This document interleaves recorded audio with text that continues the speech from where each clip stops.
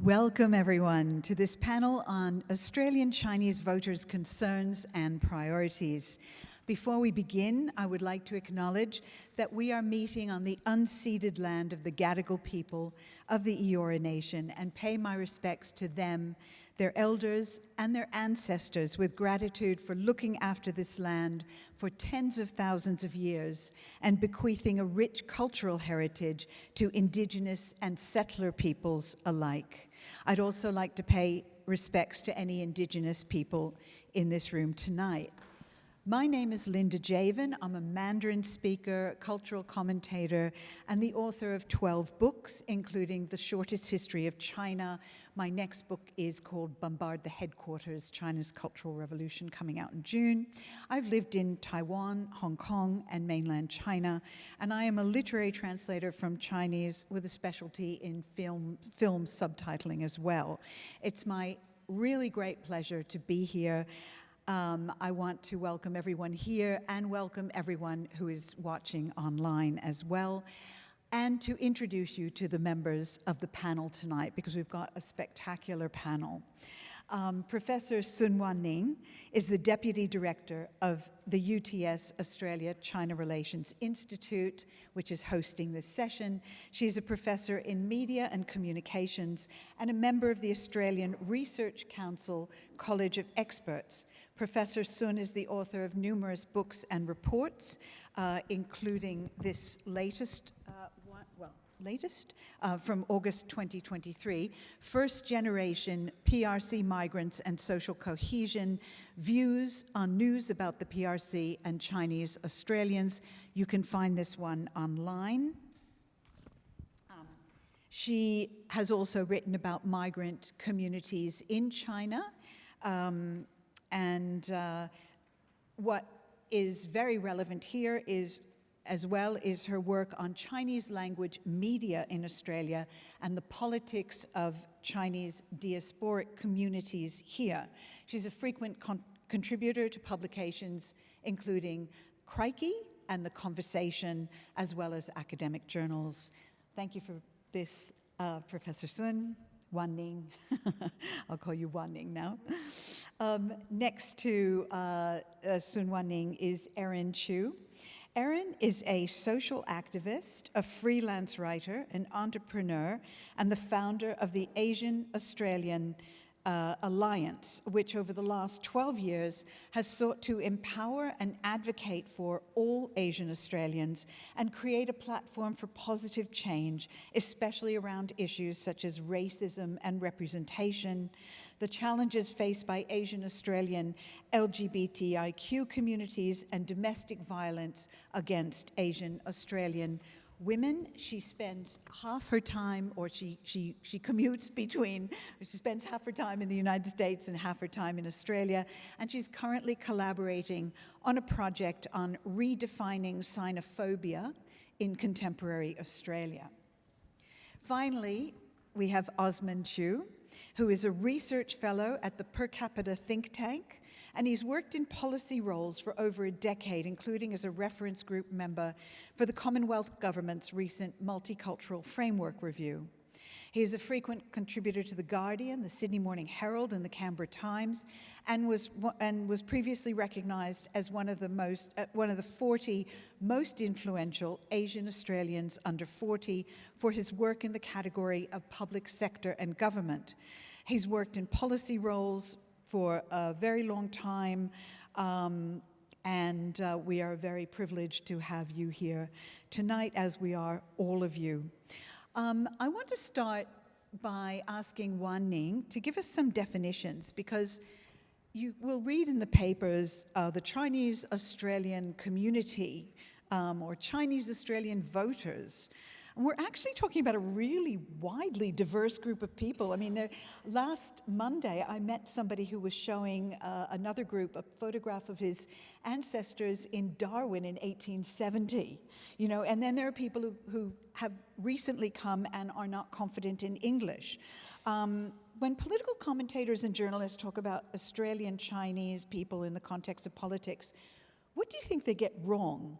And what are some useful guidelines for everyone, including us this evening, as we delve into this topic, as we think about Australian Chinese communities?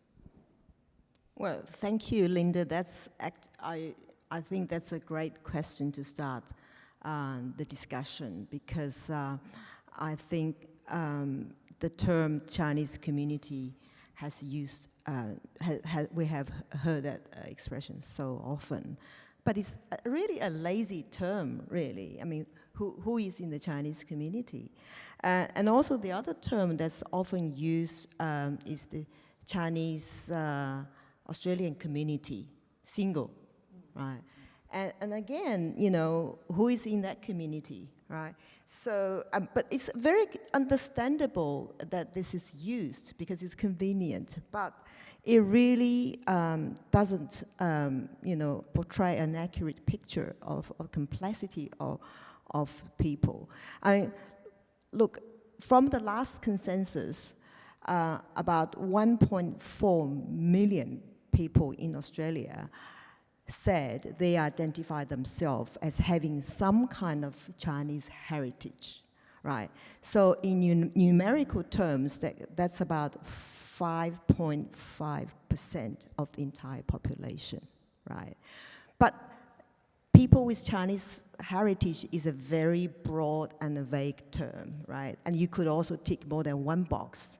And yeah, so the person that you have referred to in Darwin could be ticking both, you know, Chinese and Irish or something like that. So I think in terms of recommendation, I think we could just start by being a little bit more careful with the term and who are we actually talking about? And also that's why I'm kind of always a bit wary when people say, I can speak on behalf of the Chinese Australian community.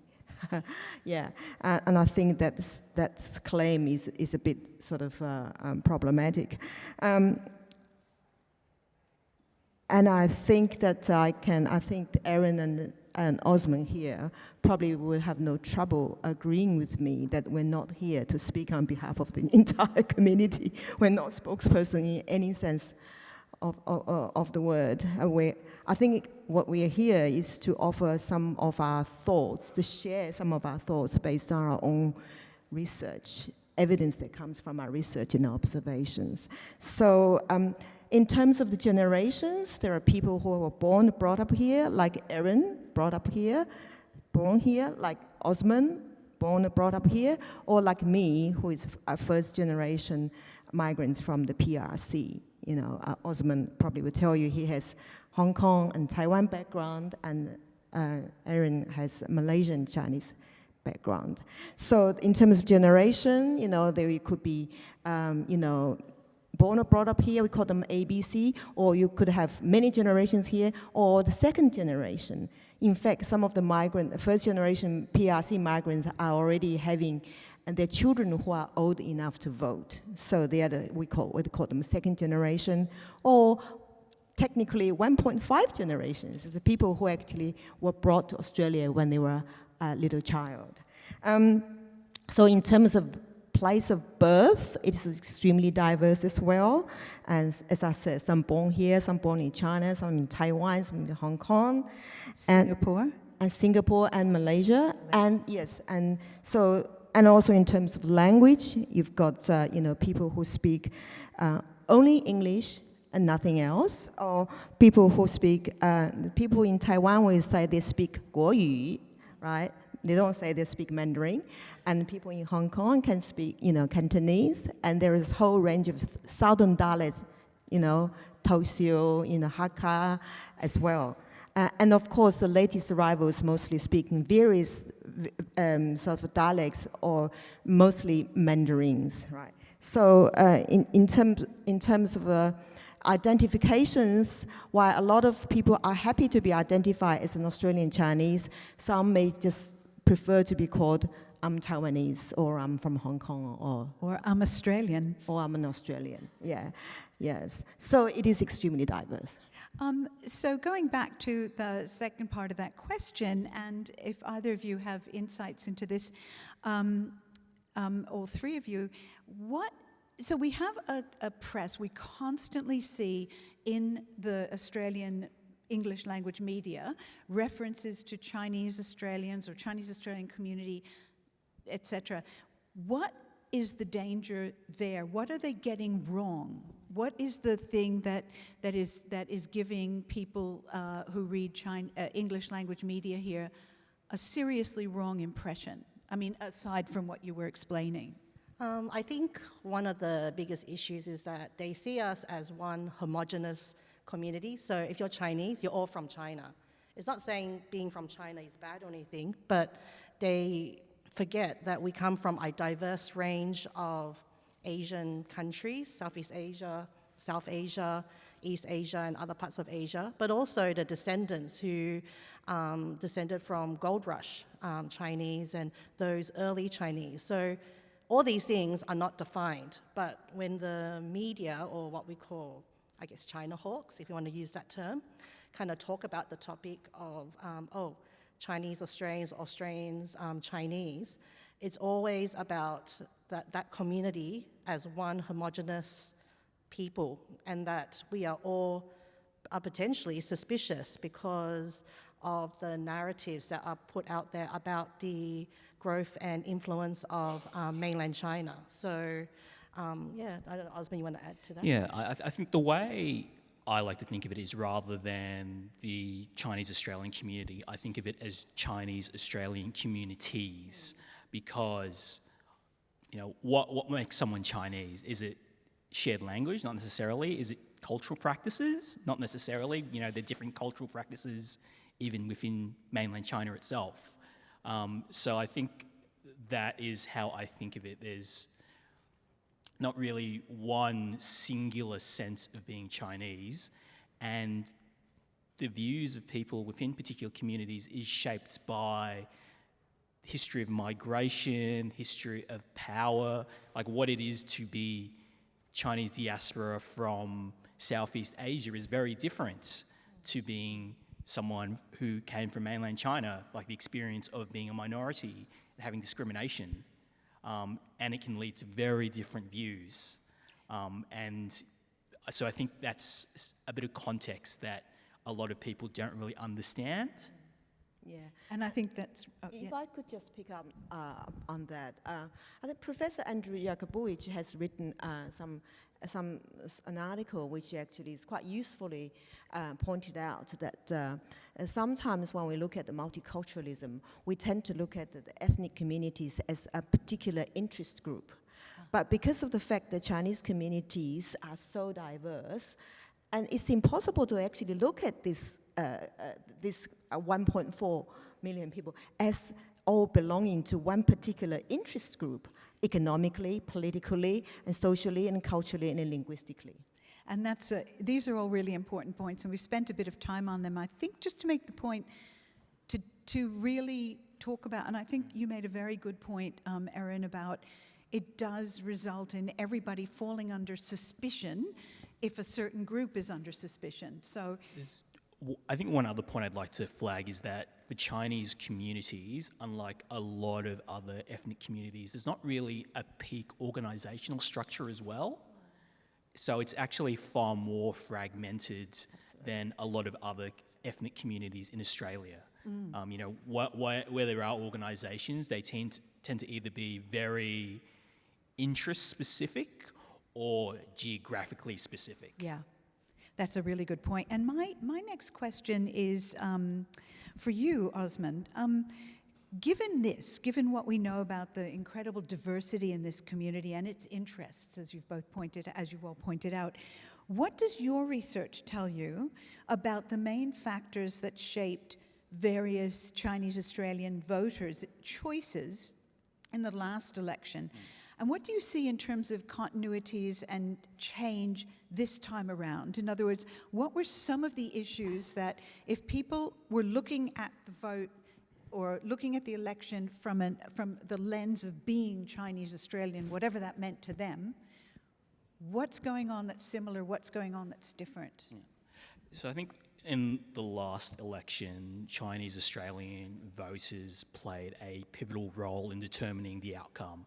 So if you read the Liberal Party's 2022 election review, it noted that the two-party preferred swing in the top 15 seats with Chinese ancestry was about, I think, 6.6% compared to the general swing against the Liberal Party, the coalition of, I believe it was 2 or 3.7, I believe. Significant. So there's a significant larger swing. So unpacking that a bit more, if you read both the coalition and the Labor's election reviews, it really flagged that this perception that Chinese communities were being demonised had a real impact. So it was acknowledged by both the Labor Party and the Liberals. Obviously, each put a different spin on it, but there was definitely a sense that talking about China, the threat of war, had a real impact on voters. And I think it's worth understanding why it had such an impact, because Chinese Australian voters have, in my view, an outsized impact compared to a range of other ethnic groups. So Chinese Australians, as Wanning was said, they're about 5.5% of the population. But if you look at where they're located, a large proportion live in marginal seats. So there's about 150 seats in the House of Representatives. You need a majority in there to form government. At least 5 of those seats, over 20% of citizens in that seat have Chinese ancestry. I think Bradfield is 24 point something. And That's huge. Bennelong is even higher. Right. But if you even look at seats that have more than 10% have Chinese ancestry, you're looking at about 20 seats. And when you look at the seats that changed hands, 8 seats had Chinese ancestry above 10%. And you might think, that's only a small portion. But when you're talking about marginal seats, these are seats where the margin is less than 5%. You don't need to swing everyone's vote, you just need to swing enough votes.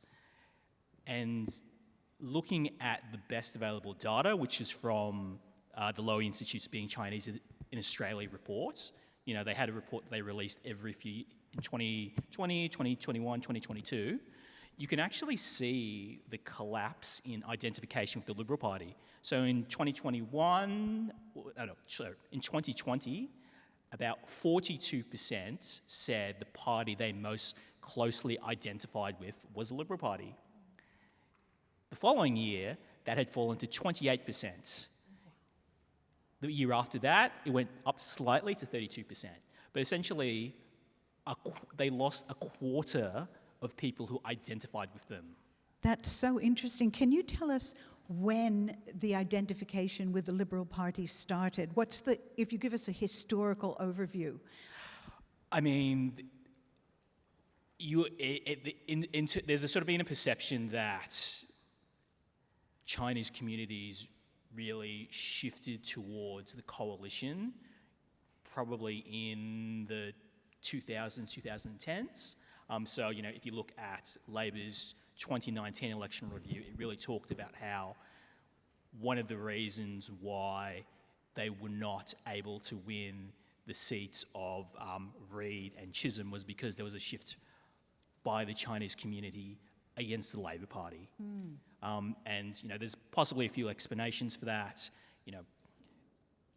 The greater migration of people from the PRC after the 2000s who likely didn't have the memory or association of the Liberal Party with, sort of an anti-multicultural stance that was much more prominent in the 1980s, 1990s, sort of changing socioeconomic class composition, as well as, particularly in New South Wales, there was a concerted effort by the Liberal Party to build relations with culturally diverse communities.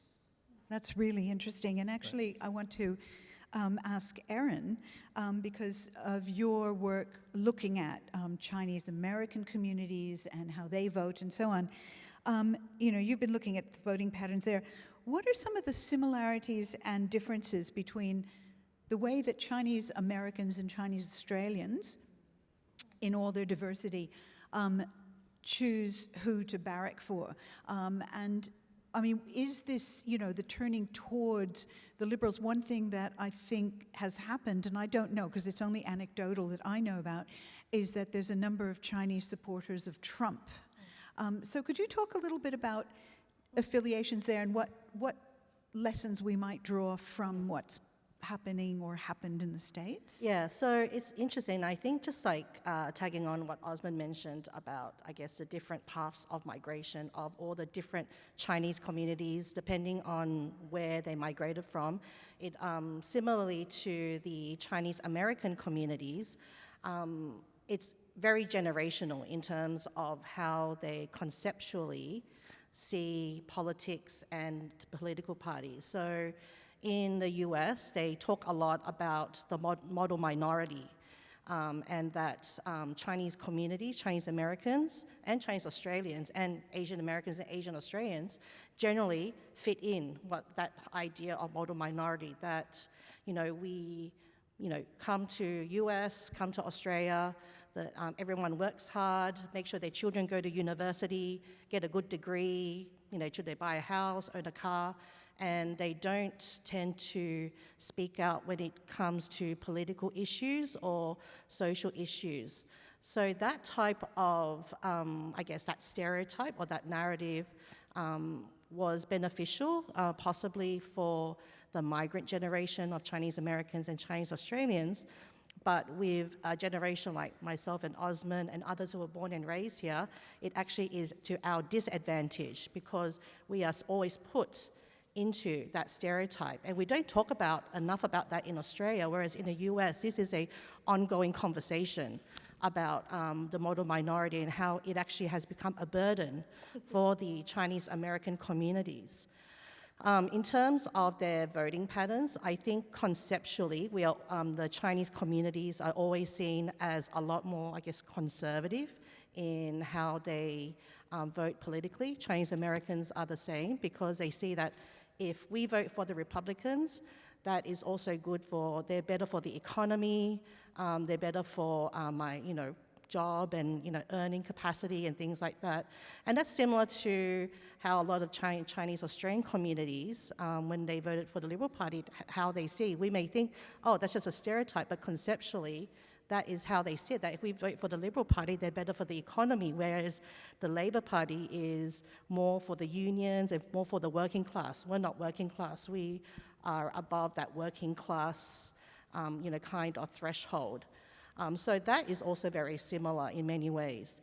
But where it has trekked in Chinese Americans to more Trumpism is also, again, very generational. So you see a lot of Chinese Americans who are more on the belief of that pro-democracy, maybe anti-communism, type of ideology.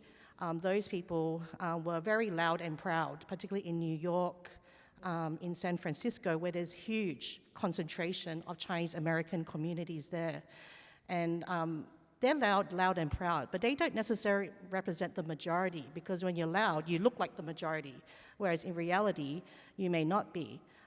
So that's kind of one group, and they like that Trump's hard line against the CCP, and they feel that, or if Trump is president, as he is now again, that basically he will put that hard line on mainland China and kind of push, the Xi Jinping and whatever his ambitions are kind of down, not thinking that the residual impact on the domestic community, the racism and things like that. And one thing that you see that's quite similar in that period of that 2020 to 2022, where in America it also shifted to Joe Biden and the Democrats, and when he won the election, was also due to the racism and the political racist rhetoric coming out of the COVID-19 pandemic, where for the first time, many Chinese American communities or Chinese American people, and also Chinese Australians,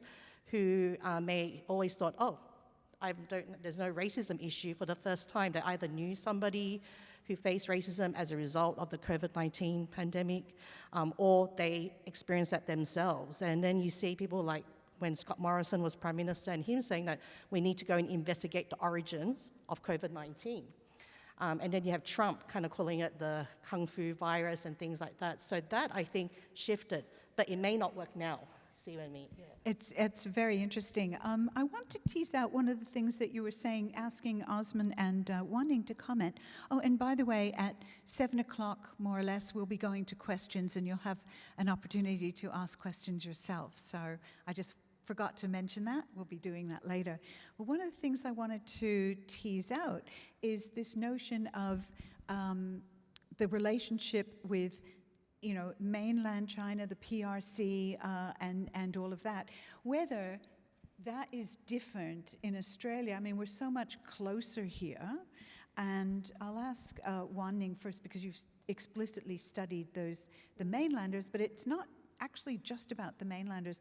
Do we have in our Chinese Australian communities a more neutral or even friendly view towards China, even in difficult times, or is it?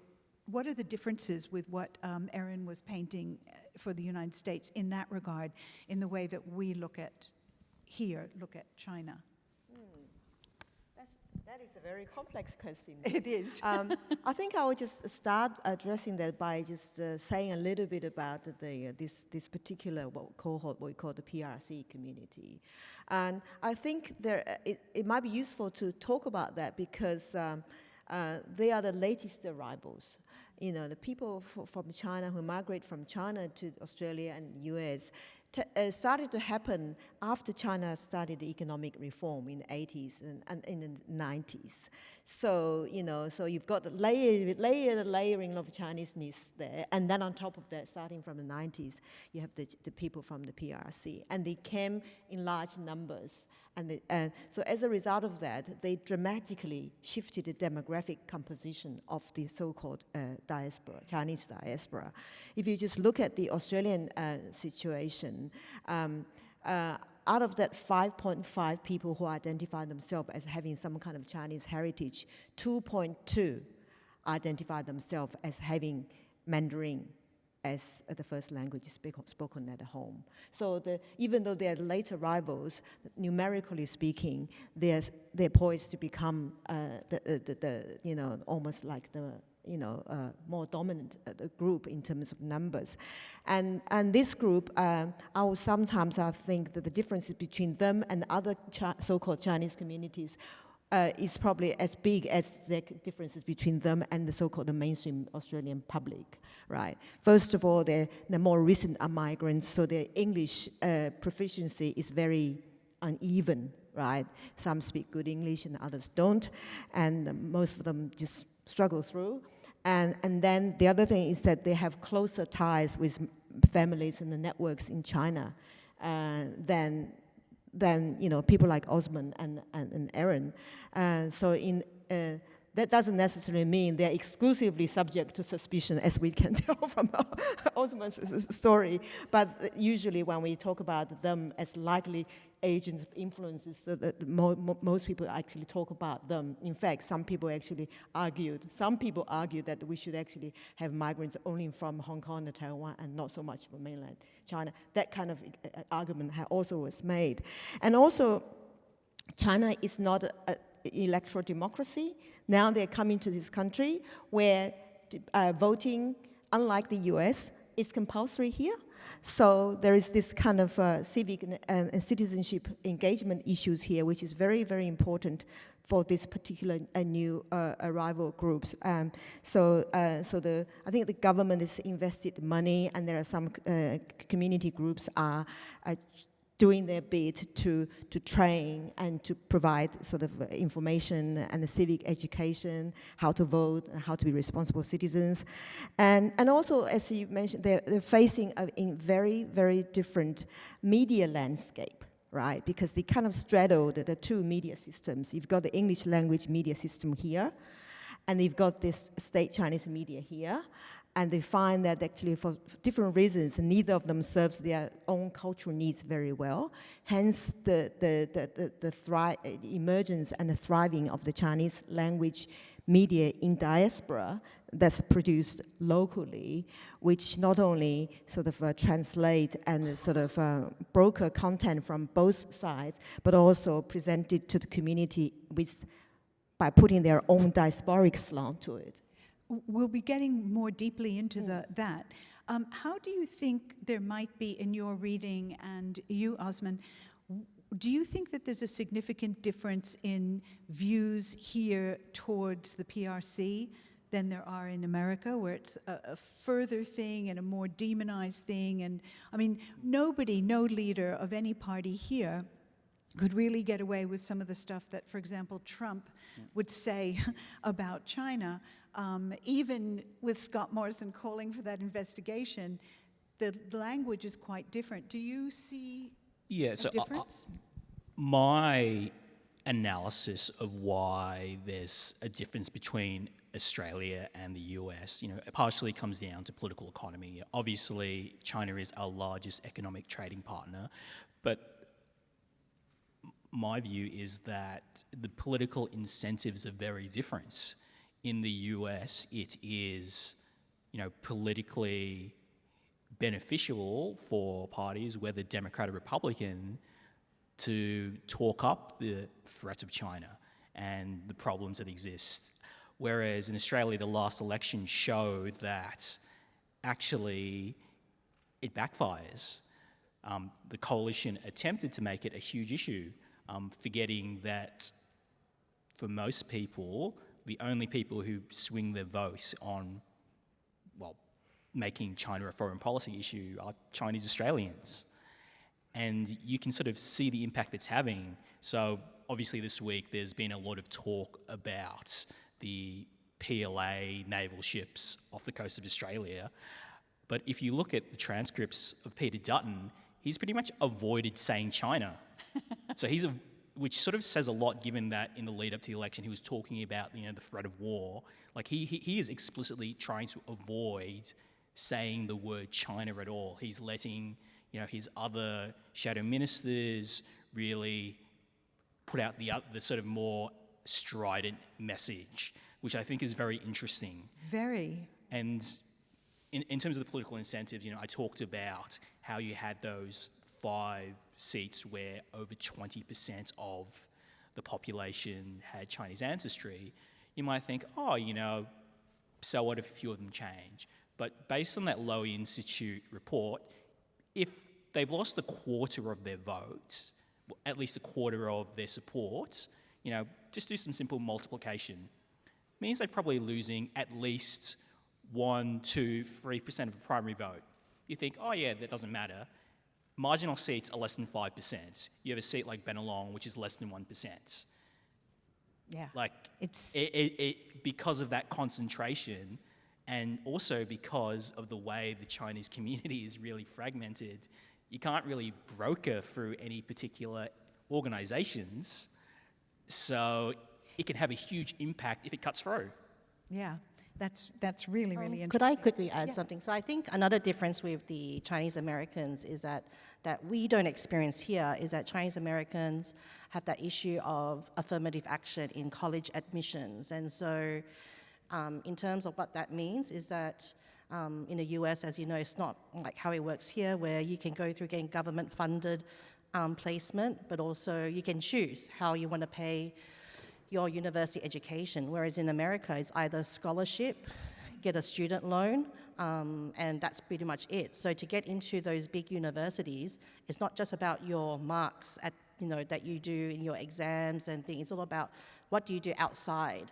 And so a lot of Chinese American communities invest a lot in their children's education to ensure that they can get into the Ivy Leagues and the good universities in the US. And so their thinking is that affirmative action, who is meant to bring a little bit more equality and was brought in by the Democrats, will give the disadvantaged communities more placements, and their children won't get that placement anymore. And so that has also been a shift in terms of how they vote. And then you have issues around the anti-black type of sentiment, which is a lot more, bigger in America, particularly, I think, 2014, the police, Peter Liang, who was a police officer in New York, who shot Achai Gurley, and that's really split how the Chinese Americans thought, oh, Peter Liang was treated unfairly when he was arrested, and he shot a black guy, and black people in America are criminals. And that's the general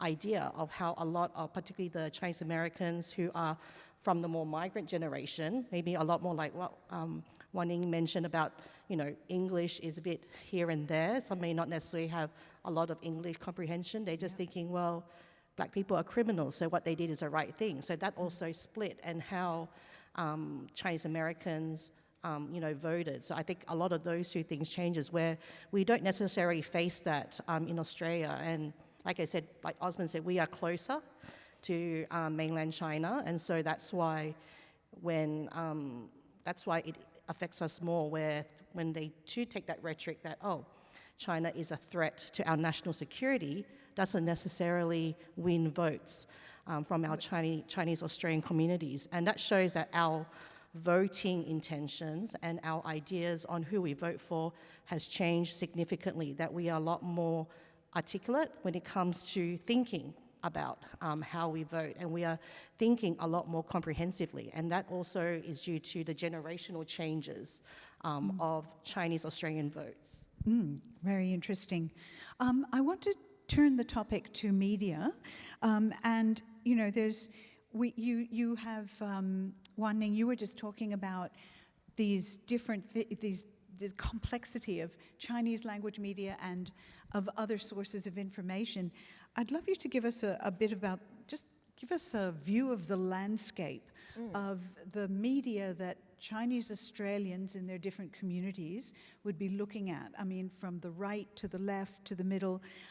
And part of that is SBS considered neutral or reliable, or what are the trusted media in the different parts of the community? Could you talk about that a little bit? Oh, again, the issue of trust. Again, I give you all the big questions. Again, the issue of trust is excellent, because that report you've just referred to is about to what extent the PRC communities trust the Australian media's coverage of China. And what I have found from that study is that why the majority of respondents told me that they do not trust Australians' mainstream's coverage of China. They place higher trust on the Australian mainstream media's coverage of Australia's domestic issues.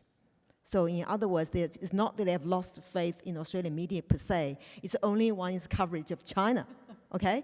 And in fact, when I asked them, do you trust the Australian media more, do you trust the state Chinese media more, they would definitely trust the Australian media more than so there is very, very complex. But coming back to the question of media landscape, it is indeed quite sort of a complex kind of landscape they find themselves inhabiting.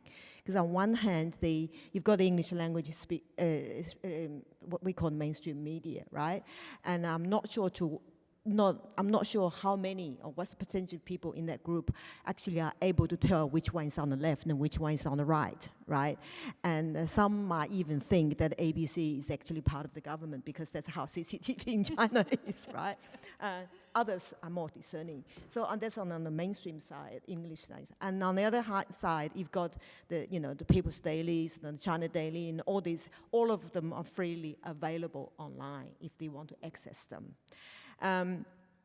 So we did some surveys trying to find out just how much they're consuming these media. So we find actually they're not really spend that much time looking at the English language media.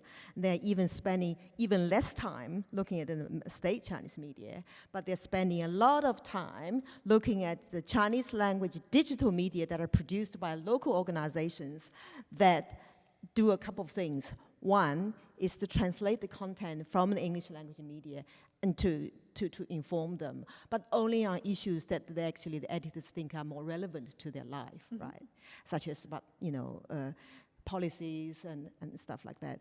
And also, so this kind of Chinese language media, I call them diasporic media, are highly country specific. In the US, they have, they're more interested in the US specific issues. And in Australia, even it's actually city specific, like Sydney today, is different from, Melbourne today. So, as a result of that, people are accessing a lot of information, but just don't think that they don't spend a lot of time on mainstream media, that they don't access the content at all. That's not the case at all. They do access it, but in a filtered and a curated kind of way. That's fascinating. And I was wondering, in that context, what do we know about how effectively the various political parties and, I suppose, independent candidates are using Chinese language digital media, including social media, to woo Chinese voters? What do we know about the effectiveness of that and how? Woo is a very good word. Woo. Because it seems to me, one of my ongoing sort of argument is that, please don't just look at Chinese community, people in China as just voters, okay? Look at them as citizens and look at them as consumers even, but don't just come election time, let's figure out how to access them.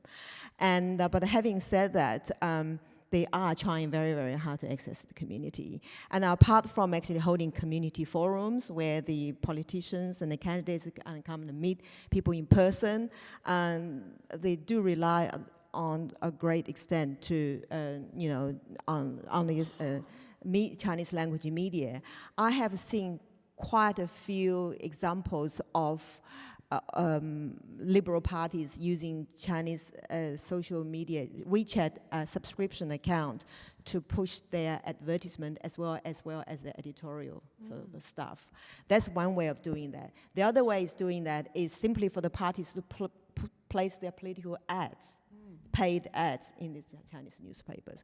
But having said that, a lot of this is done through the Chinese language platform, social media platforms, and WeChat WeChat started to become quite useful starting from the time when Bill Shorten was running. Remember that? Yeah, Bill Shorten was trying to become the prime minister, and he actually was quite active in getting his Chinese-speaking assistant to set up some WeChat groups, because WeChat operates in a very odd kind of way. You have to be in the group in order to access that. So it's a kind of semi-private kind of thing. So the Labour Party tried very hard in that election to sort of to use WeChat. And the Liberal Party were initially quite critical and even decided to boycott the use of WeChat at one stage. But finally, they probably thought, well, you can't beat them, we join them. So, they started to have WeChat accounts, including Scott Morrison himself, right?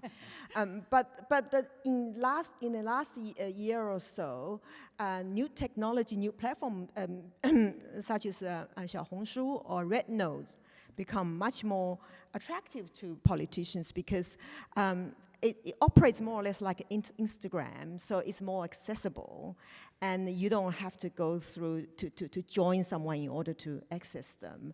And you can try to hire someone or you engage someone to help you to grow your fandom, if you like. And also because Xiaohongshu is good with audiovisual, short audiovisual materials, rather than kind of lengthy discussion. And the politicians can upload an image of them, video of themselves, 1 or 2 minutes, going to Chinatown. Hey, I'm here enjoying Chinatown, having some dumplings and blah, blah, blah. Just to show that, in China, endear themselves to the communities and so on and so forth. So that's from the government, the politicians' point of view. From the point of view of the Chinese voters, I think Chinese social media is also very, very useful. Of course, it's got a positive side and a negative side. The positive side is that it becomes a very, very important place for them to find information about all matters electoral, right? And it's also the places for them to find out informations that allow them to reach what they consider to be informed decision by discussing the pros and the cons of each party. And it also allowed some people to do some fact checking, because the flip side, the downside of this Chinese social media is that, like other social media platform, is prone to disinformation and misinformation. Yeah. And then we see this very clearly during the referendum campaign, yes, where there are a lot of rumors and disinformations about what would happen if you vote yes, all right? And even though some people tried very hard to actually also put out messages for yes voters as well. And I think that in the last election, it is the shortened election, I think there was the kind of a, Labour was also quite effective about the Medicare campaign, Medicare scare campaign, So that, that's kind of a lot of, room for that kind of disinformation, misinformation to take place. And of course, they're Chinese language platforms, so they're subject to Chinese censorship. Yeah. So sometimes, even though you are not saying anything political, you're just uploading a picture of you going to Chinatown, maybe the people, at the Chinese platform might think, we don't want too many politicians on the platform because they might become politically too sensitive. But they were accidentally standing in front of the Falun Gong or something, who knows? There's so much to talk about. I want to shift the topic in a moment, but the misinformation, disinformation thing with the voice is so interesting. People kept sending me on my WeChat account all this stuff, Chinese language videos, which said, if you vote yes, you're going to lose your home. The Aboriginal people are going to take over your home, all this sort of thing.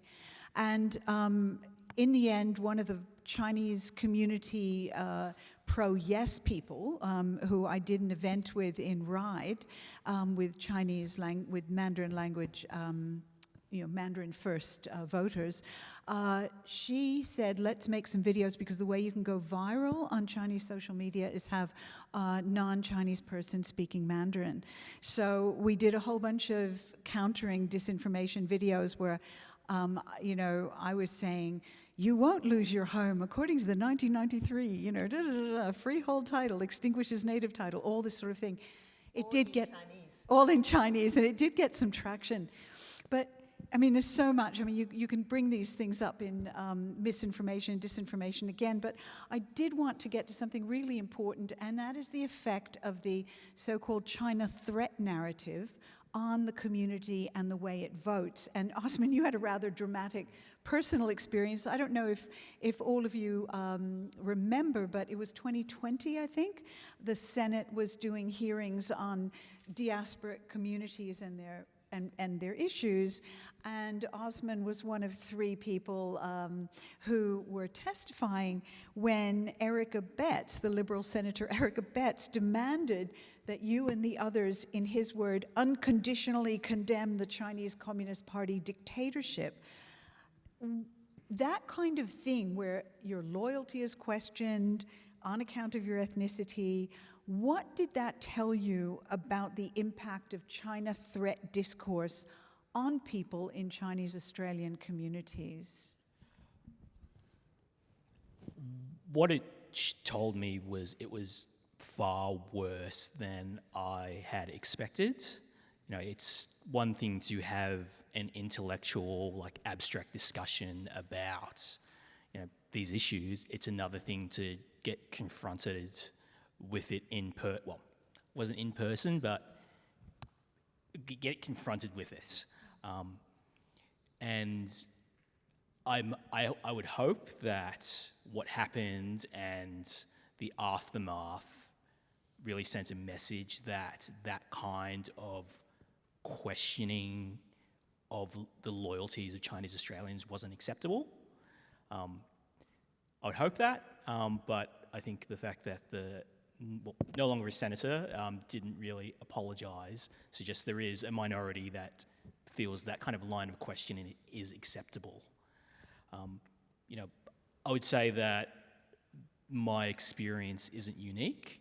You've had politicians such as Jason Yatsen-Lee, Sally Situ, sort of talk about this loyalty question being raised and sort of used against them in whispering campaigns during elections. And I do think that that does have an impact, not just on an individual who decides they may want to run for office, but it also has an impact on their family. It's one of the multiple things you have to consider. And unfortunately, often it's done in a very sly way for political advantage. And it's really important that a strong message is sent that it's completely unacceptable. I'm going to ask Erin to briefly comment.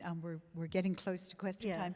You're working on redefining xenophobia in contemporary Australia. Do you want to just say a little bit about that? Yeah, so I think a lot of that comes, that idea, that research comes down to talking about our identity. So in Australia, and there's a difference between how Chinese Americans see their Chinese American identity and how Chinese Australians, how we see our identity. In Australia, because we are kind of situated in the Asia Pacific region, anything that comes from mainland China is always going to be closer. And a lot of the times, I think we look at what the Australian media, not just the ones that we know, Sydney Morning Herald, Sky News and all them kind of put out, but even to a certain extent, some subliminal negative narratives put out by places like ABC, it has pushed our identity. Are we Australian or are we Chinese? And when we say, are we Chinese, are we siding with mainland China and Xi Jinping and the CCP? So that is what it is. There's no such thing as that middle ground where we can be critical of the Chinese Communist Party, but we are also critical of the Australian media landscape and their constant racial and negative narratives. Sometimes it's very direct and sometimes it's very subliminal in images, in titles and things like that. And so I think, first of all, the language that is used in the media is very lazy and lacks a lot of sensitivity. And that, and when we talk about that China threat, that does impact on our identity, how we see ourselves as Chinese Australians. And if I ask a lot of people, a lot of them, they'll just say, I'm Australian, rather than I am Chinese Australian as an identity, because they feel that term Chinese is going to put them in that, you're pro-CCP. In America, it's a lot different. The Chinese American identity has been born out of a lot of movements where Chinese Americans know their history. A lot of Chinese Australians do not know the Chinese Australian history.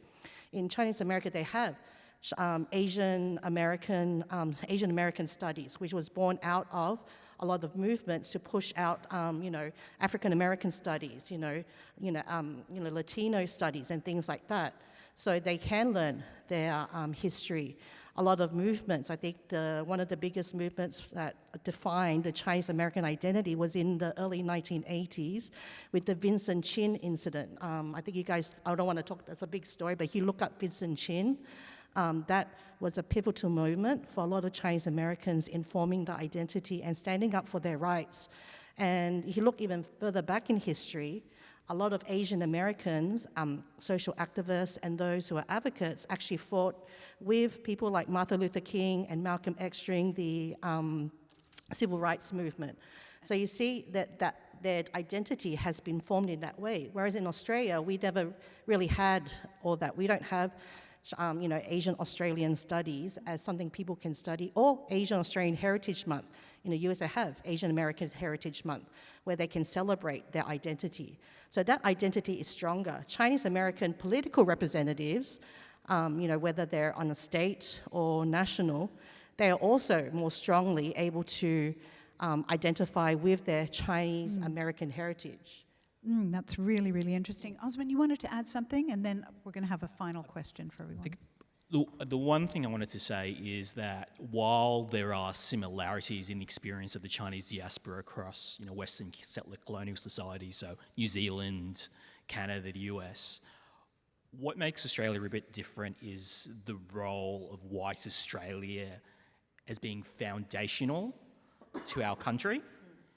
And John Fitzgerald talks about it in his book, The Big White Lie, that the sort of idea of being Australian was created, and they created a caricature of, the Oriental, the Chinese person to counterpose, to say, the Australian was egalitarian, believed in democracy, whereas you had, the Oriental, the Chinese person who was, servile, didn't believe in democracy, etc., etc.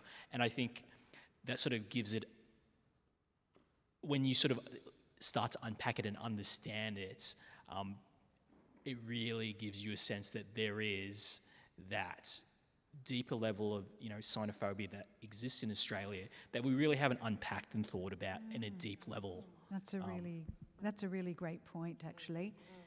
It was very interesting. I was at a conference in Canberra earlier this week of a Chinese-Australian leadership conference, and they talked about the idea of identity and the idea that where do you place yourself on your Australianness and your Chineseness? Where do your parents place you, and where do you think Australians place you? And the people pretty much place themselves in the middle, but the parents would place them as being more Australian, especially if they were immigrants, and Australians place them as being more Chinese. So it's this, constant negotiation of notions of who you are. I'm going to ask, two little questions. If you were to name one issue that you think is going to be driving Chinese-Australian votes in this coming election, whether it's cost of living or whether it's the China-Australia relations or whatever, if you would just name, I know it's a silly question because we talked about complex communities, but if you were going to name one issue that you thought was at the forefront of many Chinese-Australian voters, could you each just name what issue that would be first? I'm happy to go first. Yeah, go first. I think cost of living is going to be the key issue, but the question of trust. Trust in... Trust in whether or not Peter Dutton will be better. And I think, I think people have reservations based on what he had previously said about China and sort of talking up the threat of war. Obviously he's done a bit of a 180 turn more recently, trying to avoid even talking about the subject. But the fact that you have different messages coming from different coalition shadow ministers, and you have some pretty superficial attempts.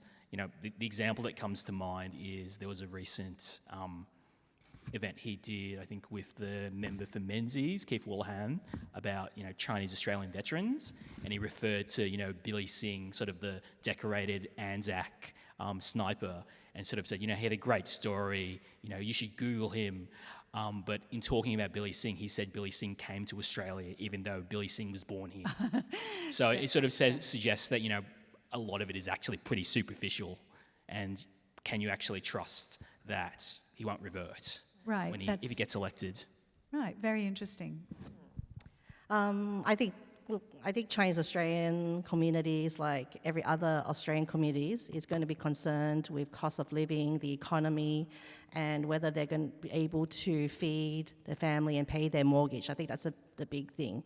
And I think another issue is maybe it's kind of taken what Osman said, but also that question of, has the Labor Party done enough as a government to, I guess, what Chinese Australian communities, when they voted for the Labor Party, those who did, those who may have changed their votes from, say, voting for the coalition to the Labor Party. Has the Labor Party done enough?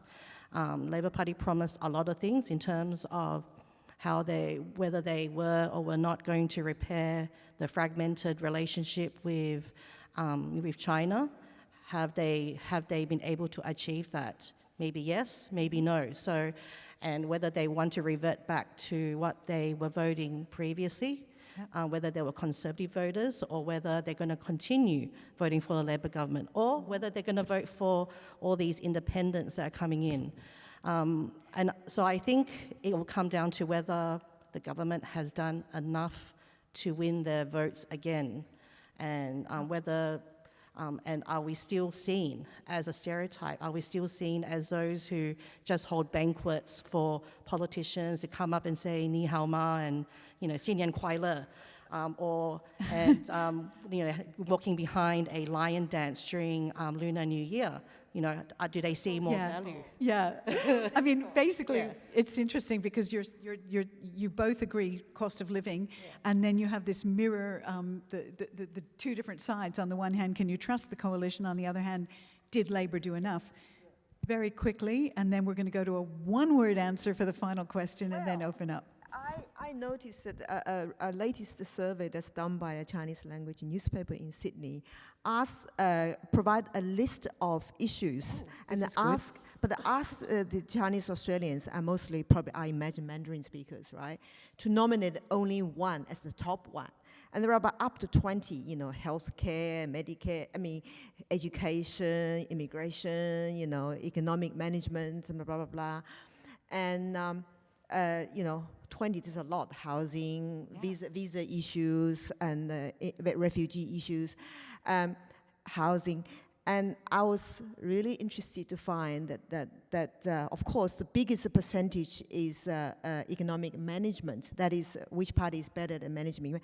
That's about 14 to 15%, remembering from top of my memory. But right next to it is about 12% is which party will be better at handling Australia-China relations. Fascinating. Now, if you ask the Australian general public, which party is going to be better at Australia, would be really, really, really, really low down there. So that, of course, it's not as high as economic management as issue. It's almost as high. So I think that's something to that's one of the message to take home. And it's worth noting that Peter Dutton did actually go out and has been saying, I'll be a better manager of the relationship.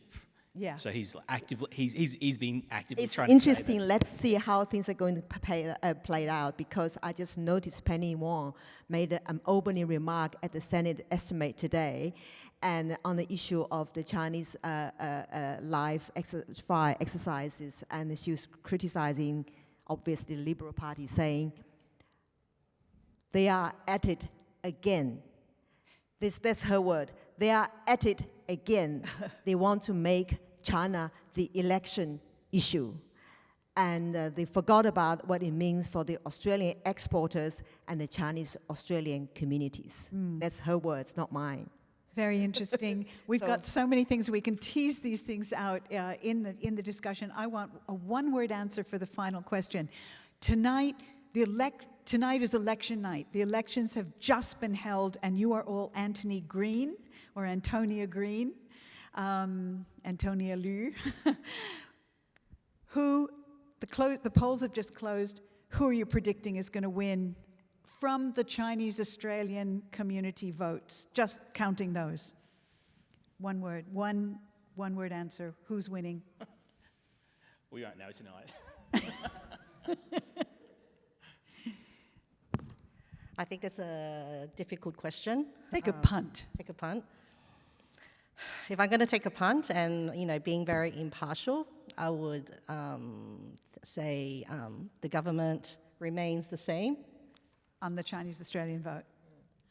Well, again, quoting the same survey, it seems at the moment there are still more supporters for Labor from this community, this particular cohort, but the distance between the Labor and Liberal is fast dwindling compared with last time. So it's 50 saying they'll still vote for Liberal, 40 say they're going to vote for Liberal, and the rest to all different other parties. Well, we've covered a lot of territory. That's been absolutely fascinating. I could listen to all of you for another hour, but we need to turn to questions. We do have a microphone. Raise your hand. We'll give you the microphone. And before you start, I want to say no statements. We just want questions. If you start to make a big speech or a statement, I'm going to cut you off. So I'm just telling you that now so you don't think that I'm horribly rude. I will be horribly rude, though. Thanks, Linda. 2 questions. And identify yourself. My name is Alan. Two questions, actually two follow-up questions. First one is, thank you, Osman, for making that comment about mentioning trust. The first question is, to what extent do you think Chinese Australian voters still remember the provocative remarks that Mr. Dutton made under the previous administration? I think people do remember it. I think it's one of those things where when people feel their identity is under attack, it really activates them politically. And when people are pretty angry about something, it's often really hard to shift them back. Yeah, I can go with that because I think that I'd just like to quote. I actually had to have it on a screenshot, but I forgot to bring it with me. I was watching what people were saying on Xiaohongshu on Red Book. Someone posted a message about, well, you know, should we vote for Dutton or not? There is a variety of opinions. One said, you know, I'm going to go back and vote for Liberals this time. And others said, I think I want to go for Liberal, but I just can't trust Dutton. I still have very, very vivid memory. It's not, you know, it's not Morrison, but I still can't trust Dutton. So, and I support Osman's sort of hunch that it's very hard to forget that, and many people haven't forgot that. The question is that to what extent they decided to go back to their, voting preference to Liberal, despite of their niggling suspicion about Dutton. I think we need to also realize that Chinese Australian voters are a lot more observant voters. We think more critically. We don't just think, oh, you know, because my parents voted Liberal Party or because my parents came during a Labor government, that I will vote the same way. We're a lot more critical in what we think. And I think, as we said earlier, that whole rhetoric around, you know, Dutton bringing back the, you know, the China threat or the threat of war and all the things that came from that, I think if no one brought that up, that may not necessarily have been an issue. That relationship between Australia and China may not necessarily have been an issue. But because it was brought up constantly and, you know, put in a negative sense, I think it has become a big election issue. And I think Chinese Australian voters are realizing that they are critical in the elections. Really good point. Before you do your second question, do we have other people who want to ask a question? Because we can come back to you. Do you mind yielding the microphone? Thanks for that. Marcus Rubenstein here. Thanks for your input tonight. One of the things I guess Osman brought up was that Chinese voters tend to believe the Liberals are better economic managers. I think ergo that a Liberal government is going to protect their savings, protect their investment and protect their long-term financial interests. I think one of the reasons... What's your question? Okay, I'm getting there. I have to preface it so it gives it some context. One of the reasons the Teals won, and I live in a Teal seat, is because Liberal voters there realise that it's for the most part rhetoric, that they're not necessarily better economic managers, so they could make a more informed choice. Are second generations of Chinese more likely to eventually arrive at that view and think, well, hang on, maybe the major parties aren't the solution for us. We can look elsewhere rather than have this stereotypical, if you will, perception that one party or the other just serves their interests. I mean, it's a big hypothetical. I mean, clearly the phenomenon of people voting for major parties is declining, and it's not just something that's happening in Australia. You're seeing the fragmentation of party systems around the Western world as people see there being a wider variety of viable choices. And I think in the case of the Teals, that was a big factor, that it was seen as a viable choice where they could actually win. So that's where people often park their votes. So I think, it's very possible, but, I think we are in an era where there is a lot of change. So I don't like to make too firm a prediction because, who knows what's going to happen over the next few years, whether or not we have a situation where minority governments become the norm in Australia like in Canada, or whether we're going to see something like, going back to 2013. I think it's just very unclear at the moment. Did you want to add something, or should we?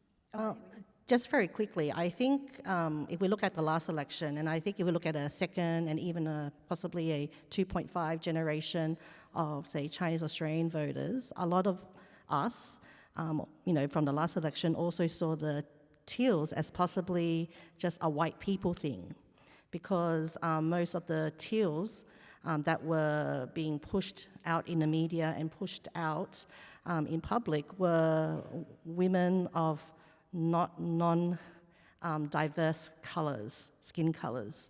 And I think we saw that, and then we saw people like Dai Li, whether we agree or disagree with her stances, she was not necessarily included in that kind of teal thing. And I think as a second to 2.5 generation voters, I think we see that how that plays out in this election, I think we can't really tell. But I think how Chinese Australian votes probably will go how Australia has generally voted, and that's kind of, a lot of them is like moving away from the main political parties. And I think one more quick point is that they want to bring in the Greens, and whether the Greens have had a big impact in Chinese Australian votes. And I think the Greens, their policies still don't necessarily resonate with a lot of an older generation of, say, Chinese Australian voters. But it may change with a newer generation who possibly have more concerns over climate change. And a lot of Chinese voters would attribute, say, climate change policies to the Greens as a very simple, basic thought process. But whether the Greens have penetrated and engaged the community effectively or not is still very difficult to say. So I think it'll be interesting to see how they do in this coming election as well. Thanks, Erin, because I had actually intended to ask something about the Greens and the Independents, so that's a very good point about different generations and their concerns. Did you want to say something about that?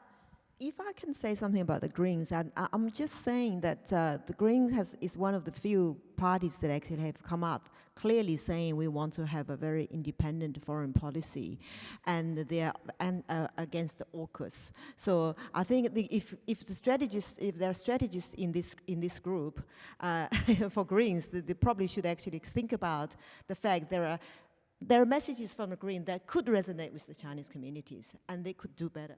But coming back, if I like, with your questions about whether there might be generational differences in terms of this holding this perception of whether the Liberals are the better economic managers or not, I think to some extent that could be true about the generational difference. Just as Erin was talking about, the parents voted for Trump, their children voted for the Democrats. In Australia, you could also see the parents actually come from the more conservative sort of small business background, still continue to vote for Liberals, holding that perception or belief, whereas the younger generations, having been educated in Australian universities and have more integrated with the general public, think otherwise and vote otherwise. And also the other thing is that within the Mandarin-speaking communities, that perception still is quite prevalent, even though they're just first generation. Or maybe despite the fact they're first generation. Or maybe because of the fact they're first generation, yes. All possibilities. Yes. Yes, over here we've got a question, and then over here. Sorry, Alan, we'll get back to you if people run out of questions. Can I speak? You've got a microphone right there. Oh, okay. Thank you. Bevan Ramsden from the Independent and Peaceful Australia Network. Since both the major political parties, Liberal and Labor, support AUKUS, which is preparation, really, for a US war against or hostilities against China, do you think the apprehension about that, which is quite deep in the Chinese community, I think, and a lot of the wider Australian community, do you think that might mean a movement away from the two major political parties? Interesting. An AUKUS question. What do you think? I mean, I guess on the question of AUKUS, like looking at the Lowy Institute's polling from being Chinese in Australia, there was a significant difference in the perceptions of Chinese Australians versus the community more broadly. Absolutely. What was I that guess- difference? So I think, there was generally a belief amongst the general public that AUKUS was, more likely to make Australia safer, whereas amongst Chinese Australians it was split. So I think from recollection it was like a quarter said yes, safer, a quarter said no, and the rest were a mix of makes no difference or unsure.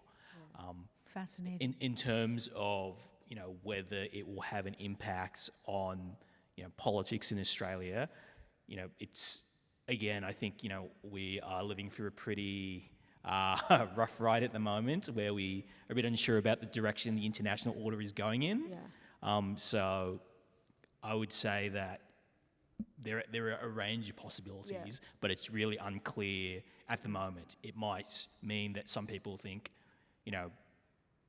alliances are even more important because every power is going and doing their own thing. It might have the opposite effects, but it will depend on world events and a lot of things that are maybe outside our control. Very interesting.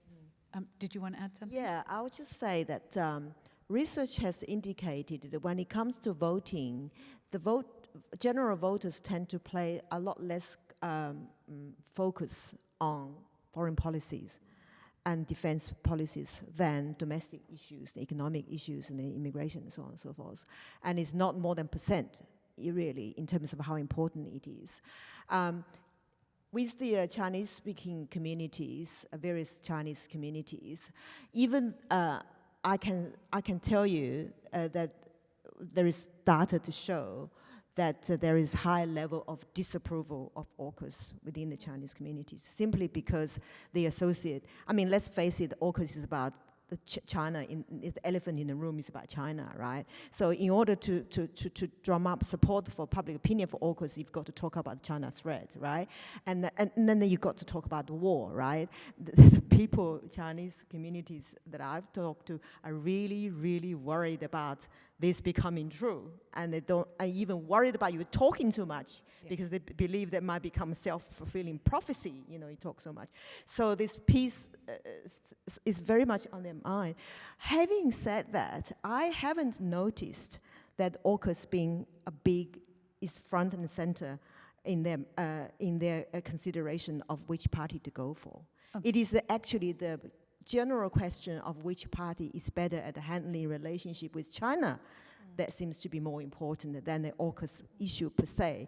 And I think to a large extent, it's probably fortunately or unfortunately for both major parties, they haven't really informed the public, including the Chinese Australian public, about what AUKUS is about, and what it all means. So people are not really terribly informed about that. Yeah, that's really true.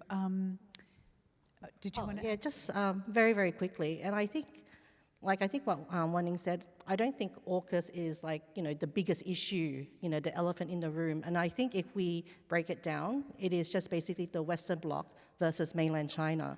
And I think when we look at the Chinese Australian communities and how they would vote, I think some of them would also look at their ethnicity in terms of where their Chinese ethnicity is from. So you may have parents who come from some of the Southeast Asian countries where with that whole the islands issue and who owns what, that can impact on how they vote.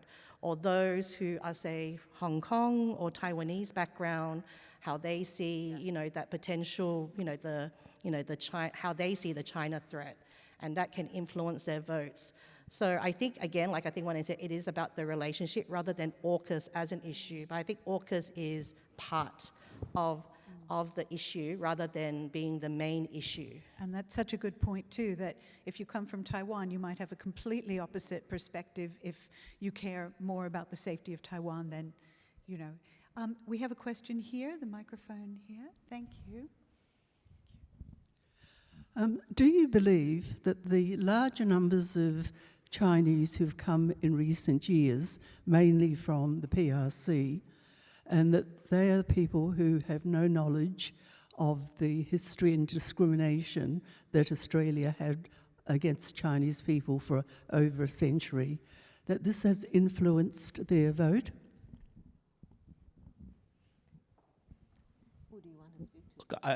Look, I suspect that does have an impact, but I also think that we have to be honest that while racism still exists today, it is, much better than it was decades and decades ago.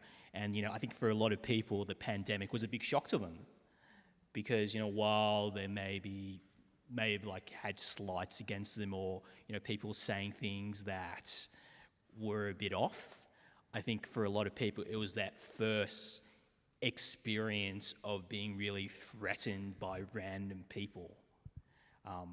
So I guess the best way to say is that, yes, I think there's not really an understanding of that because they haven't personally experienced it, whereas, people who, grew up here, so for example, like myself, having the memory of One Nation and Pauline Hanson, has really shaped my views and my politics. And, for a lot of people who may have migrated, after the turn of the century, when she wasn't really as much of a thing anymore and there wasn't a focus on Asian immigration, may have a very different experience and may not be thinking about it. Yeah. I think it's very diverse. So I think even if you just look at the PRC communities, those who say came in the late 1980s, 1990s, as opposed to those the more recent arrivals, their voting intentions will be very, very different. Those who probably are the more recent arrivals have come to Australia for different reasons. They've come from a country where it was generally more prosper in terms of the economic situation. And a lot of them had benefited from that. So a lot of them who stayed on from that late 1980s to 1990s had benefited from the economic prosperity and the policies at the time that the PRC government put in. In terms of how that translates into Australia, I think that even among people like myself, our kind of generations still lack an understanding of the history of racism in Australia. So I think we can add that on top of the recent arrivals of PRC, that general disconnect and understanding that there were Chinese in Australia during the gold rush period and the oppression and the racism that they went through, that is not even in the thought processes. So I think we do need to bring up that history a lot more. And I think that's going to be really important to build that foundation of our identity and how we form our identity.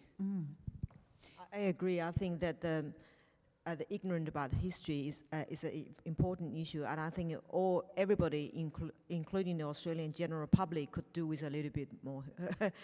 Not just this community, but the general public, so that they know more about what happened to the Indigenous issues and what was happening during the white Australian issue.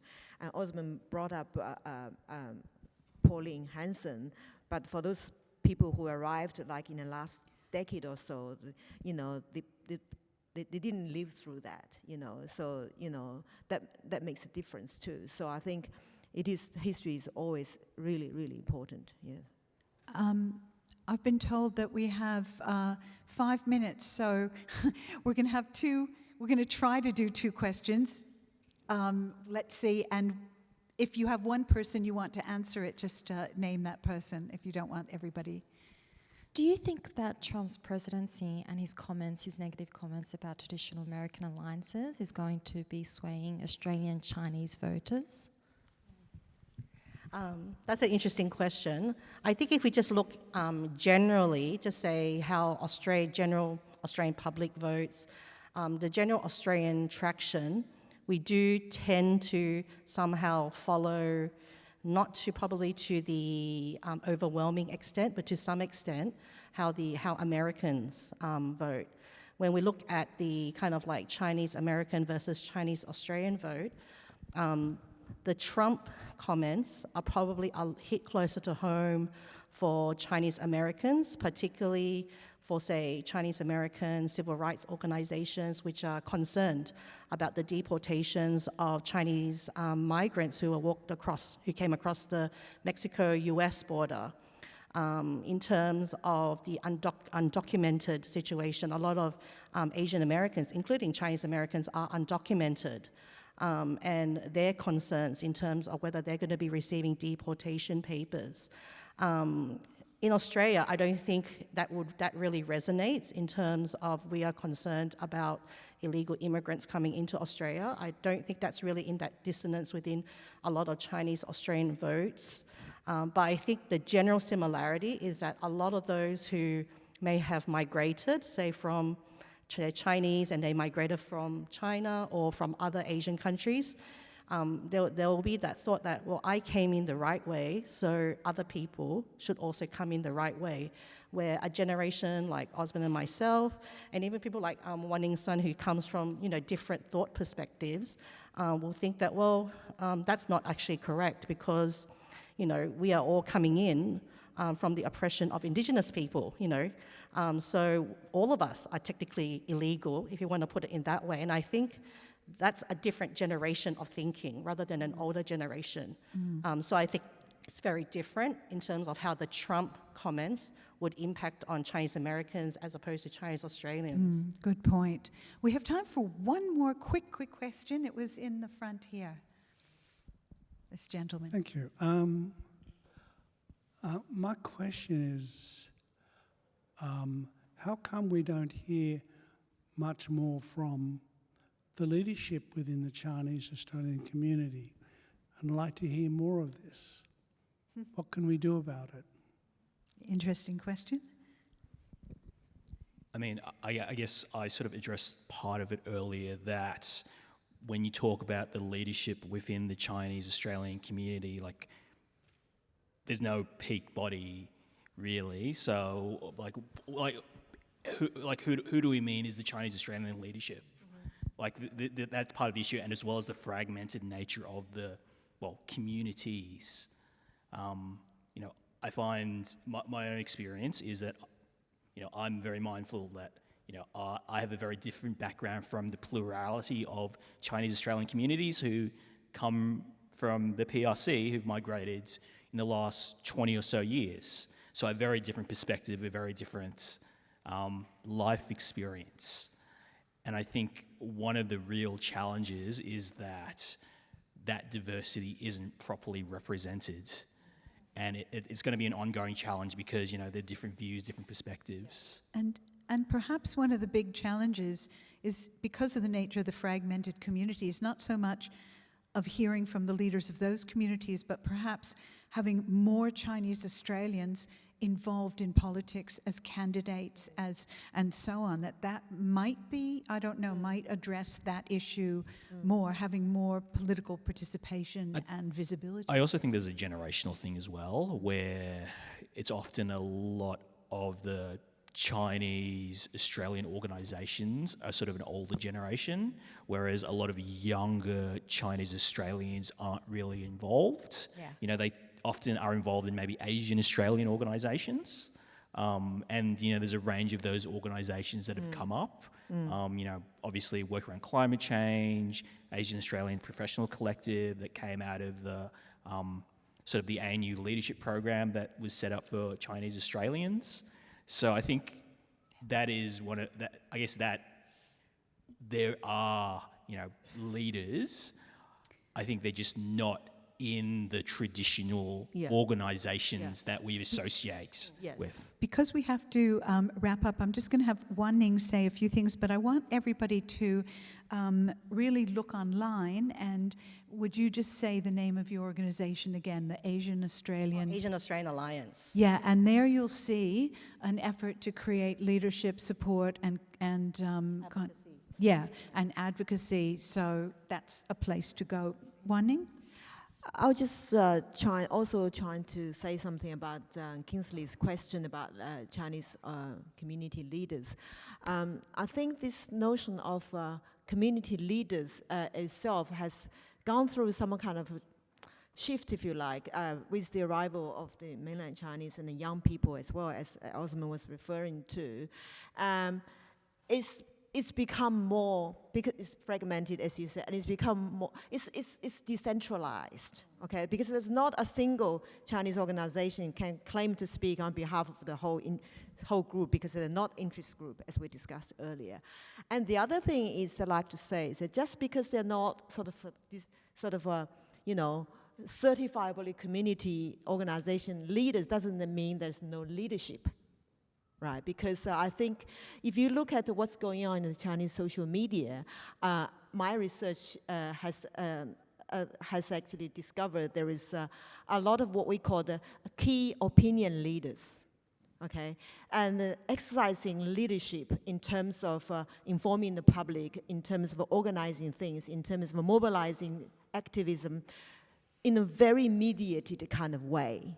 By social media, so in a way they don't necessarily see each other person to person, but if you have 500 people within one WeChat group, and that person could be an engineer or could be a taxi driver or something, has no official title, but they could play a pivotal role, say in, for instance, organizing masks during the COVID era, if they wanted to support Black Lives Matters protesters who were told you can't go outside unless you've got masks. So that group just decided we're going to organize amongst ourselves to donate enough masks so that these people can go out and protest. So that's done through social media, and it's done in a very, very decentralized, mediated kind of way, and through the opinion sort of influence, if you like. The fact that leaders are now defined quite differently, and just as the communities are defined differently too. And they come spontaneously, and some of them are self-appointed rather than